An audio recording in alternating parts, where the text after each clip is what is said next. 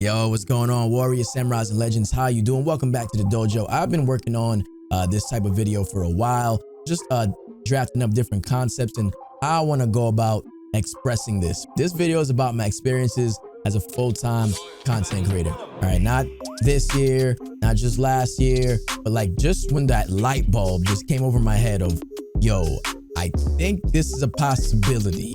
Let me see how this goes. And I'm gonna talk about a variety of topics. Facing doubt coming up, having self-doubt, gaining confidence, being broke, having patience, and just basically developing my own goals and self-worth, if you will. So we're gonna get into all of that, man. It's gonna be a real deep video, so let's do it, man. Oh, before I even forget, before we even start, it's been a while since I've done this. Let's get the dojo well lit.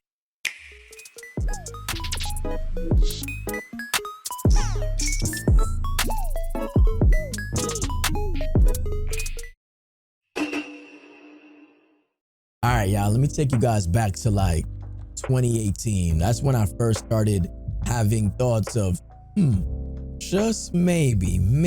The truth is there's a lot of thought that needs to come behind it. This is not something that you just dive into, right? You're creating your own brand, your own business. You're just paving your own way.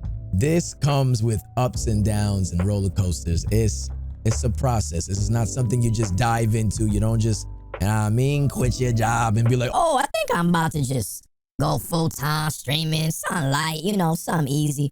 Nah, bro, it doesn't work like that. So basically around July 2018, I had a 9-to-5 and they got rid of a brother.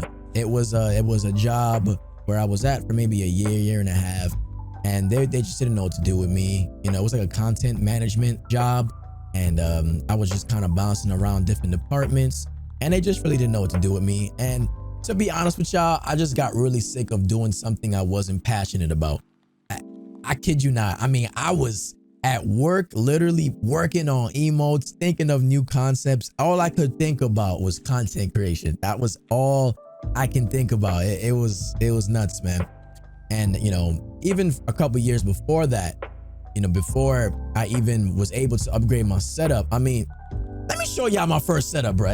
Let me show y'all what I was working with, because oh man, you see that setup is rough, right? But in all honesty, I just couldn't afford anything better, so I know a lot of people see my setup now when they start thinking like, oh man, this is crazy. It's like, no, listen, this took years and years to just create. Just everyone's setup is going to be different, right? Like your setup is supposed to be a space where you're comfortable, right? As long as you're comfortable and your setup is how you want it, you're good. Just as long as you're comfortable, it's your setup. It's for you. All right, it's for you to work. Back in 2018, my job let me go, and I basically moved back to New York. And if you want to hear more about that, you can go check out Deeper Than Games, which I'm thinking about coming out with part 2, probably at the end of the year, because I expect this year to be just a life-changing year. All right, so we'll get more into that later. But yeah, so here I am back in New York, and I'm like jobless, right? My only source of income was Twitch and streaming. The problem was I was still on my lease back in Indiana. So I just renewed it actually. So I was basically paying rent from New York in a place that I wasn't technically living in. Fast forward, a brother had to find out, a simple way to break the lease, which is not really a simple way, just letting you know. But the people were pretty straightforward in what the process was.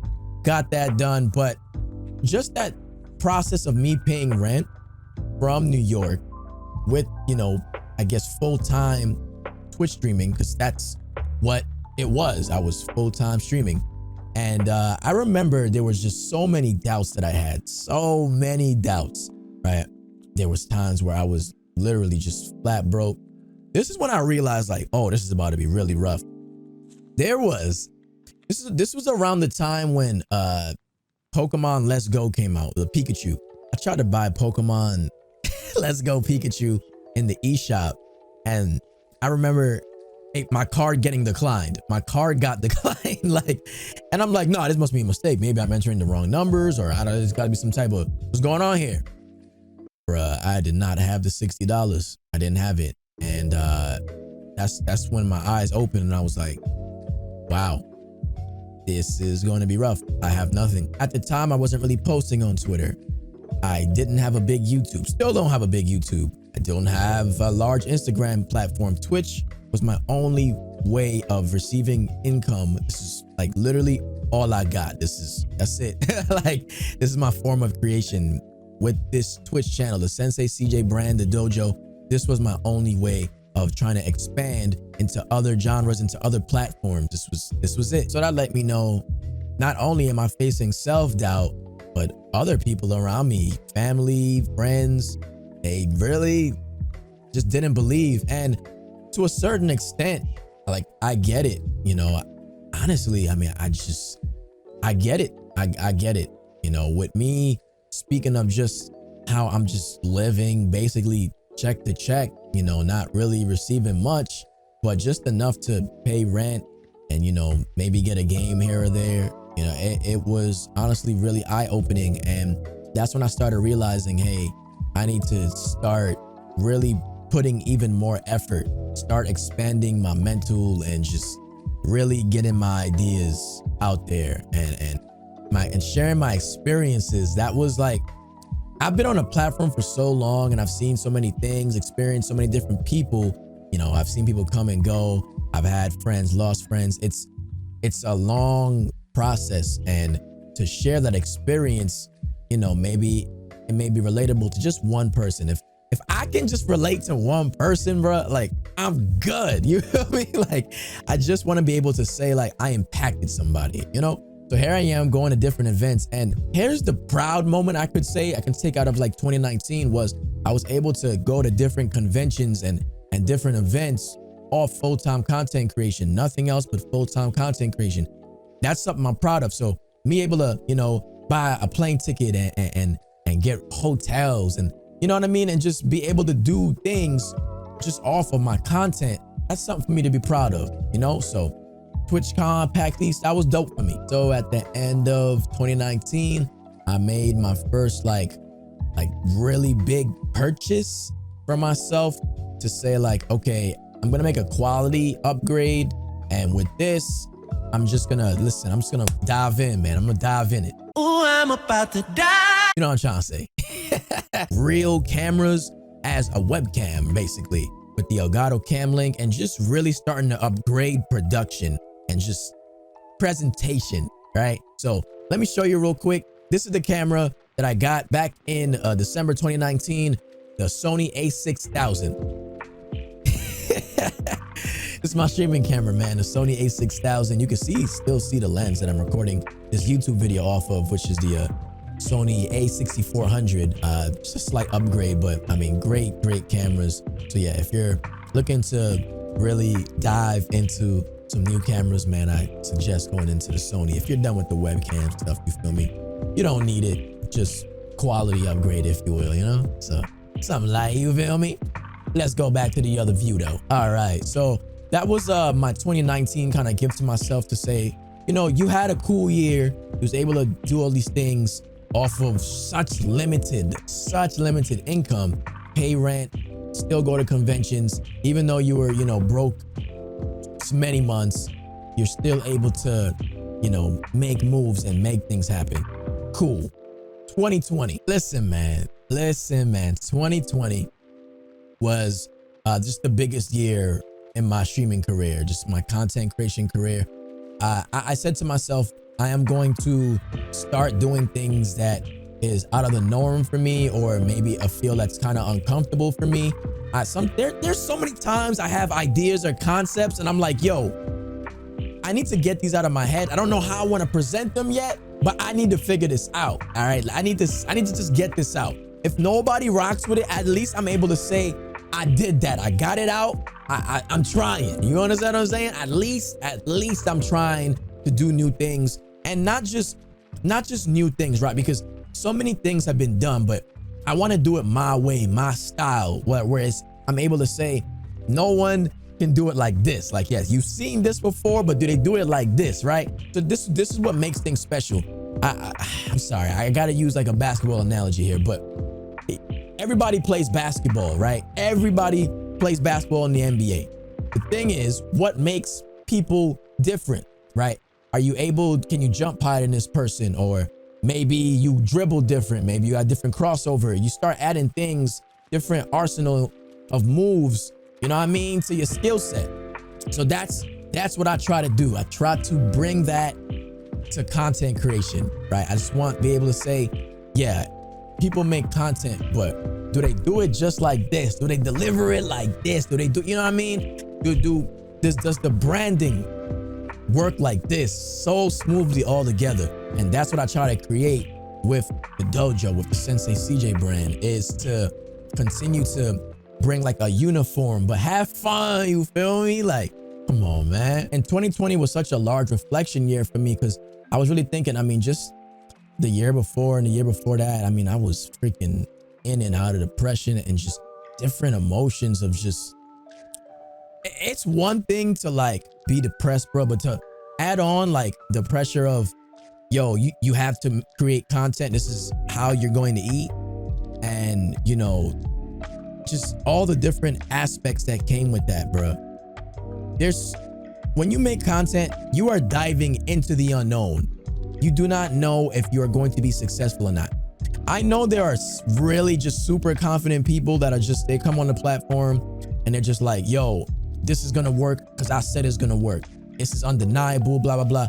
That's cool. Like, confidence, cool. I'm not like that at all. Like, I am way more mellow than that. Like, for me, I let my actions speak over my words, right? So for me, that's why that statement, action over words, has so much meaning to me, because actions over words is like, yeah, there's so many people that just talk. They just talk all day, like, but it's another thing to put actions behind it, right? You could have, here comes another basketball analogy, but you can have, you know, somebody in the NBA that says, yo, I'm gonna win a championship. That's it, it's gonna happen. And then they go their entire career without winning the championship. And now you just look like, man, arrogant, right? That's just how it is in my world. I was really raised humbly. I appreciate and I'm grateful for the things that I have. So it's like, I don't know. It's just not me. Now, do you need people like that in this world? That's just like super confident and they're vocal about their confidence and they actually get stuff done? Yeah, that's lit. That is great. That's just not my style. Like, my style is more of like the silent confidence of like, I do believe I can do this, but I'm not gonna be so in your face about it. I'm gonna just get it done. That's just how I am with it. Actions over words has really become just a mantra for me. Like, I even put it here on my little bobblehead here. It's actions over words. It's something that just means a lot to me, man. And it's become a part of my daily life. 2020 was a year of me having to show patience and just understanding how platforms work. I am not a Twitter guy at all. Like, I don't be on Twitter like that. I think Twitter, to be completely transparent, it's just a toxic cesspool, bro. Like, Twitter is just a place where it is just constant, just fighting, yelling, arguing. I can't take that shit all the time. Like, I just can't. Like, but I know in order for me to grow, I need to use this platform. That being said, if I'm gonna use this platform, I'm gonna do things my way. I don't care how other people use their platform. I'm gonna use it how I wanna use it. So for me, I use it to create positive energy and just spread my experiences with just live platform, whatever the case is. That's how I wanna use my platform. I don't really use it to just bash others or be mad toxic. That's just not my thing, man. Like, for issues just going on in the world, I want to handle it my way. There's a lot of people, and I'm not saying this is everybody, but there's a lot of people that yell all the time. They yell, but they get nothing done. And again, actions over words. Me, I want to get something done. Like, I actually want to get things done, create opportunities for other people, you know? That's what I look to do. That's what I wanted to do with my platform, small, medium, large, whatever the case is. I just want to create other opportunities for the people that are super talented in this world, you know, that I come across. That's what I want to use my platform for, you know? So things work different ways, right? Just because people are just super duper vocal on Twitter doesn't mean they're actually getting anything done. And on the flip side, just because somebody isn't super vocal doesn't mean they're not getting anything done. So it works both ways. And don't get it twisted. There's many people that are very vocal and they're getting things done. You feel me? So it works different ways. It's not just one way, but I just understand platforms have to be used. The days of just streaming on Twitch, click and start stream on OBS and just expecting growth, just doing, you know, just streaming, pure streaming is not gonna cut it anymore. You want to elevate to, you know, new levels, it's gonna have to be hitting up different platforms, you know? So I just try to figure out in 2020, what do I want to do? What is my lane that I am comfortable with, right?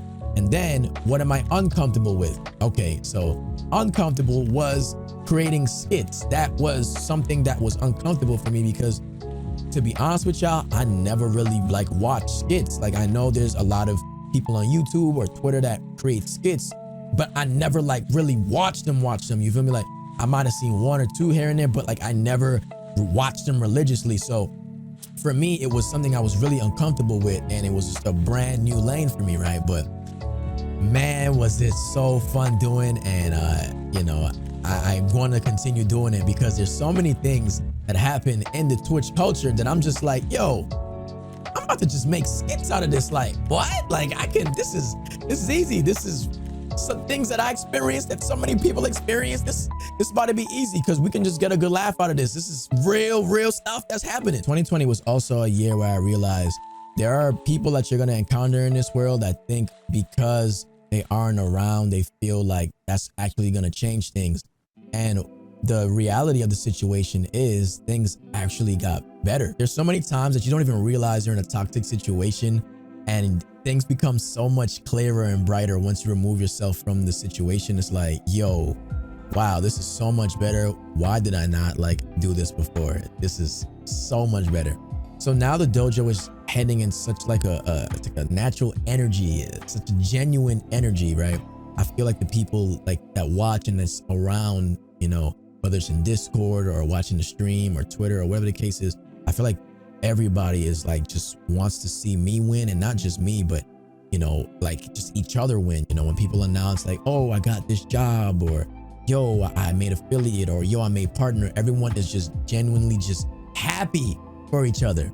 And that type of energy is what I love. I love just that positivity of just uplifting and understanding like, yo, we are breaking records for ourselves, right? We are breaking ceilings. We thought we had limits, and we're breaking that joint, bro. We are breaking it. Let's go. I didn't have any huge platforms anywhere. I didn't have anyone shouting me out.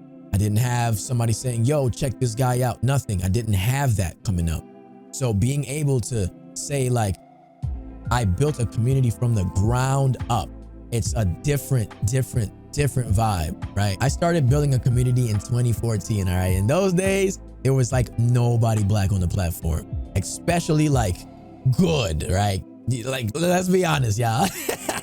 I started realizing how difficult it is for people, just even like that were in my circle or just around me, how difficult it was for them to give me kudos for accomplishments or suggestions to improve.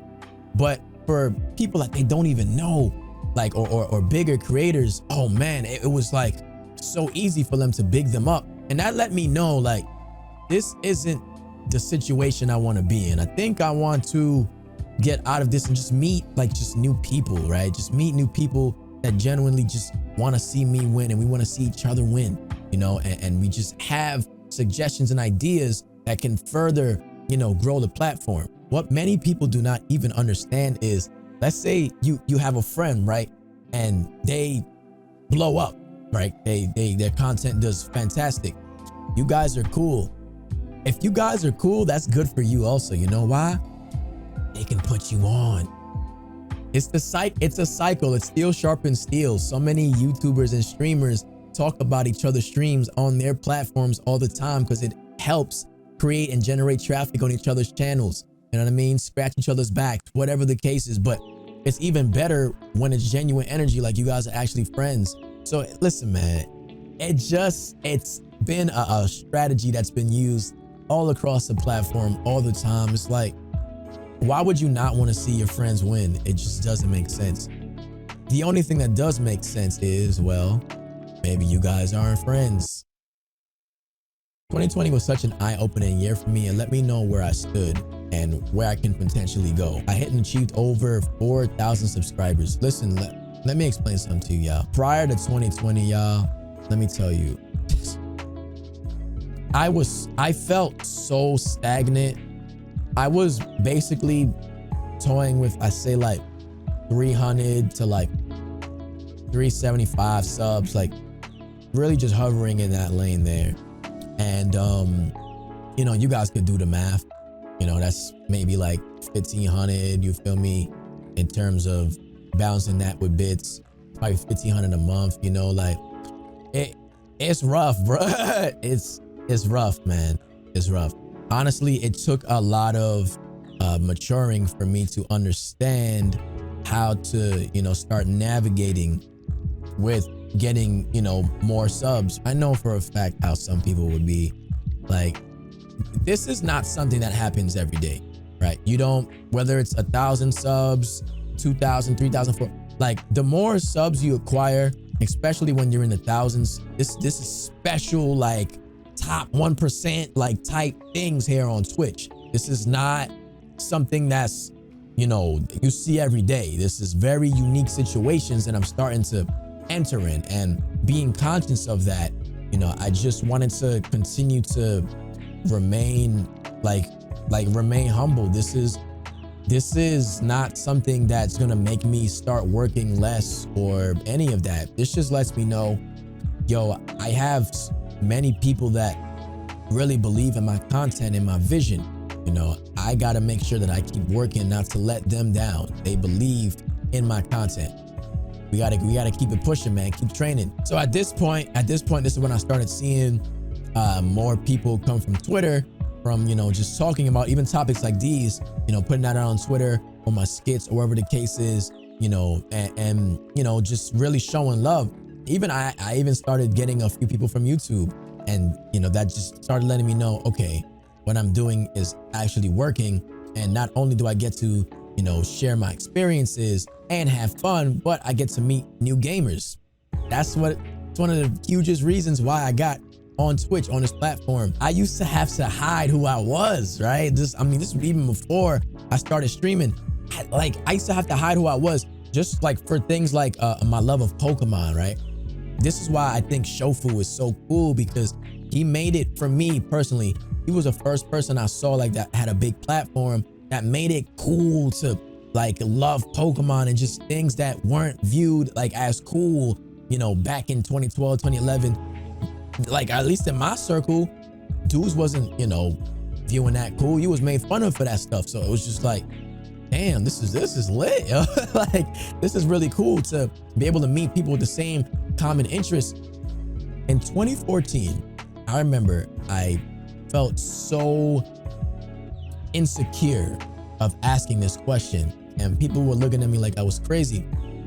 I remember in 2014, September, I'll never forget this. I said, yo, there's a game I really want to stream for y'all, but I don't know how you guys are gonna take it, man.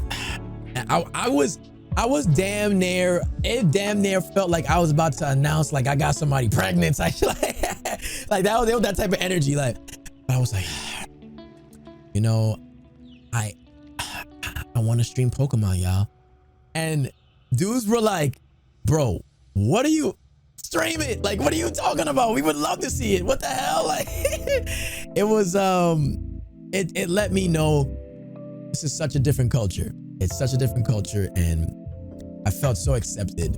I can be me. I can be who I want to be. So it was great. 2020 was also a year where I started seeing and hearing so many of like the behind the scenes things, right? There are people that are literally make things up out of thin air just to fit their narrative or objective. It's actually really, really weird. One thing that I'll always stay true to myself for is if I ever hear things about an individual and I have access to both individuals, I will talk to both sides and hear what they both have to say.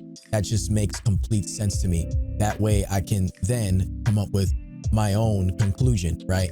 So that just makes sense to me. Individuals that just hear one thing and they just go flying with that narrative and that story, you're weird. You hear me? You are weird. You weird, buddy. You're weird. It's always important to me to have access to both people, to hear both sides and hear people out. A lot of times there are a lot of misunderstandings, a lot of misinterpretations, and things could, you know, be even made better and sides could be mended. You understand what I mean? So, but once people start running with a narrative and they're not interested in hearing both sides, you just get these people out of your life. Honestly, in my personal experience, I realized that people care less about the person who has like the bigger platform or more clout or whatever. Like they care less about what's going on in their life because they can never be wrong. They're always have to, you know, be like this upstanding figure 24/7. If they mess up, people will try to tear your platform down. They'll spread toxic things about you that, again, these people, they don't have access to you, so they'll just say whatever at that point, right? So it's very interesting how that works. We saw it all 2020, y'all. Like honestly, we've seen it. I mean, even from before that, we see that people wait for a slip up or something to happen for your platform to be destroyed. They want to see things crumble because there are a lot of people that view you as competition, right? They don't like the fact that they're not where you are, whatever the case is. It's very like, it's so weird. Me, man, I'm just trying to see good content and people win, bro. Like that's it. I want to see ceilings shattered, right? The limits that we feel that we have, I'm trying to see that thing shattered. I'm trying to see that thing gone, destroyed, melted, whatever, you know, adjective or verb you want to, you know, use. I want to see it obliterated. On some Exodia. Like one thing I will tell you though is I always feel like I got a chip on my shoulder all the time, because it just motivates me. I understand, and like at any moment, like everyone could just say, yo, I don't mess with your content anymore, bro. We're gonna go somewhere else. Like everyone could say that and everything is gone. And that just keeps me so hungry. Like it keeps me wanting to just explore and meet new gamers and just continue to try to grow, because, you know, the feelings of being stagnant, I'm tired of it. I'm honestly tired of it. And 2020 gave me a glimpse of what growth can feel like, you know? So I want to keep feeling that feeling. I want to keep understanding what works, what doesn't work, and what I can do to continue to innovate the platform and bring new experiences in front of people's eyes. That's what I want to try to do in terms of live content. You know when you watch something, you're just like, yeah, that's good. That's good, man. That's good. I want to continue to bring that feeling, you know? We're still very early in 2021, but one thing I could tell you is 2021 is teaching me organization, man. This Trello, I don't know if you guys ever heard of Trello, but it's basically a website where you can like use it to schedule things and just, you know, have like a to-do list and just balance things out. It is just like a memo list, a reminder list, a calendar. It's so good, and it's just been keeping me so focused and getting things done. I have never been so productive. It's so good. Another thing that I just want to keep consistent is trying to help others grow. That is something I really, really, really want to do, is continue to help others grow. If somebody has a talent, I want to continue to use my platform to elevate that, to show that, yo, this is good stuff. Y'all need to check this out. Like, not tomorrow, like right now, like check this out. When you guys see like the alerts with the, you know, that Neku makes, or Reezy, or Crazy, you know, when he makes the animations out, I love that you guys can see it live right on the spot. So you can see the portfolio right before your eyes. It's happening right now. So I love that, man. I love being able to just showcase that and help, expand their platforms and get them more business, whatever the case is, because that's what this is about. That's what this is about. It's not all about just take. You got to be able to pay it forward and give. There's been so many people over the course of just my streaming career, especially, last year, that's just really helped bless my platform and help me grow, and, whether it's word of mouth, a shout out, just saying nice things, about me and my community and just how I go about things, whether it's production, alerts, whatever the case is, whatever your favorite quality it is of me, whether you find them funny or creamy or whatever, it's just, it's been just an amazing, awesome experience that's been going down, man. It's just so wholesome, man. We just came off of having almost 6,000 subscribers on my Twitch channel, which is just, how many people can say that? Seriously, especially black creators. How many people can say that? Really? And I'm saying this from such a humble perspective, but it's just like, that's nuts. That's crazy. That's crazy, man. That doesn't even make sense, So I would have never told you, I'm gonna have 5,000 subscribers one day, almost 6,000. We had over 5,800.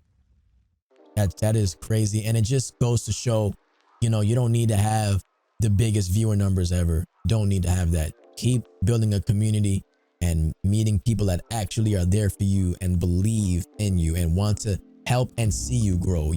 You get a community of people like that, and man, special things are gonna happen, because it's gonna make you work harder, man. It's gonna make you continue to say like, oh wow, yeah, I really think this.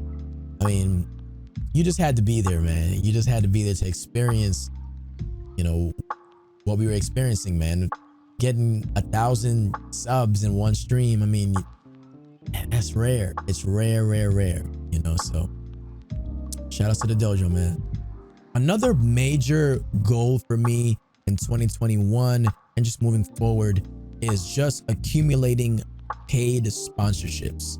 That is something that is very big for me, because I want to start generating more passive income. So as my platform continues to grow, God willing, I just want to, help promote sponsorships and brands, right? But I'm just tired of promoting brands and just for free. I'm just receiving nothing for it. I'm tired of it. I can't do it anymore. I can't. So the next time you guys see me announcing a new sponsorship, best believe it's not gonna be for free. A lot of times we get very kind of starry-eyed and our eyes just like, whoa, this company's talking to me, and that kind of thing. And it's always exciting, right? There are companies that we look up to all the time, but business is business. SenseiCJ, the dojo, is a brand. We are a brand, and we are a business. We are going to continue to move as such. There are so many platforms that have influence and we're doing things for free, for free. Companies are getting free promotion. We are a walking billboard for so many companies. I do not mind promoting for free for a while if there are talks of being upgraded to it being a paid sponsorship. I'm okay with, starting off promoting for free and then saying, okay, you know what? If, I'm able to reach people or whatever the case, whatever agreement that you may come to with a brand, you're able to say like, yo, if I do this for X amount of time, I can be promoted to a paid sponsorship. Okay, you know what? I'll take that challenge on. There's been times that, I've done that or thought about doing it for sure. I'm never going to involve my brand with a company or a game that I don't like, right? So that's never gonna happen. It's always gonna make sense for me, and I'm sure the brand is gonna make sure it makes sense for them, and we come together and we make things work. Just really, how long am I gonna continue to say like, oh, I'm a partner of this, I'm a partner of that, and just getting nothing for it and just receiving no income? I'm just becoming a walking billboard, so I want to just kind of start really carrying myself as a business, because no more free promotion, bro. So yeah, y'all, there's been so many different aspects that I had to face throughout, you know, the course of my career. And not just that, but full-time content creation, because that's really where the pressure is on. You got so much pressure to get things done, man, guys. Back is against the wall, really. You know, you have so many different people, you know, kind of in your ear saying like it's not going to work. It's up to you to make it work. You gotta make it work if you really believe in this vision and this passion, right? And I am not telling you at all to, you know, go freaking quit your job and to pursue. No. I'm not saying that at all. Basically, level up your stream to a point where, you know, it's bringing enough revenue where you're able to say like, okay, like I can live comfortably, right? Because don't be like me. Don't be like me. Like I got basically like laid off from my job, so I kind of didn't have a choice. But, you know, I was just making enough to pay my rent with like a little bit left over at the side, you know. But don't be like me. Like, definitely make sure you're comfortable. You're making enough revenue to be comfortable. The problem is that is so rare. It's so rare to be a full-time content creator because there are so many struggling partners. That is the reality of things. Just think about all the Twitch partners, you know, right? And not like freaking Summit or Lyric or Ninja or nothing like that. I'm talking about like just actual, you know, people that you have access to right now, like right now, small to medium sized creators. Ask them right now. Do you think, if they're not, do you think that you can go full-time streaming? And if so, do you think you can live comfortably? Ask them. It is so rare. It's so rare to do, and it's so hard to do because it's so many different elements and aspects that go into it. You listen, it takes special situations for full-time creation to really be a success. It's special situations. So believe me, I do not take any of this for granted. I have come from struggle. I understand struggle. I understand, you know, feeling stagnant or underwhelming progress. Trust me, I understand. That's why it's so unbelievable and humbling for the things that are happening now, that they're happening the way they are, you know. And God willing, the success will continue and even surpass. You know, we can continue to even grow even further. So we're gonna get things popping, man. God willing, let's do it. If you guys enjoy these type of videos, if you enjoy this type of thing, let a brother know. I can continue to express and share more streaming experiences. I know somebody suggested that I share like high school stories and stuff like that. If that's something y'all want to see, let a brother know down in the comments, man. Down in the description, you will see different links to the merch store, the Twitch channel, the Instagram, the Twitter, a whole bunch of things, man. I appreciate y'all. Thank you guys for listening about my experiences as a full-time content creator. And the journey's still going, man. The journey is still going. We're going to continue getting it on and popping and hitting up these different platforms, man. I don't know, man. TikTok might be the next thing a brother might hit though. We'll see, man. We'll see. That's a different type of creativity for TikTok. But listen, man, thank you guys so much for watching. Dojo, thank you.